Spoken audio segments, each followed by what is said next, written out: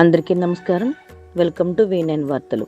పోలవరం జిల్లా అడ్డదెగల మండలం పైడిపుట్ట గ్రామంలో నిర్వహించిన శ్రీ గంగాలమ్మ తల్లి జాతర మహోత్సవాలు అత్యంత వైభవంగా ముగిశాయి. ఏజెన్సీ ప్రాంత గిరిజన సంప్రదాయాలకు ప్రతీకగా నిలిచిన ఈ జాతరలో వేలాది మంది భక్తులు పాల్గొని అమ్మవారిని దర్శించుకున్నారు. గత 3 రోజులుగా ఏజెన్సీ ప్రాంతంలోని పలు గ్రామాల నుంచి భక్తులు భారీగా తరలివచ్చి ప్రత్యేక పూజలు మొక్కులు చెల్లించుకున్నారు. జాతర సందర్భంగా ఆలయ ప్రాంగణం భక్తులతో కిటకిటలాడగా సాంప్రదాయ గిరిజన కళారూపాలు, సాంస్కృతిక కార్యక్రమాలు ప్రత్యేక ఆకర్షణ నిలిచాయి.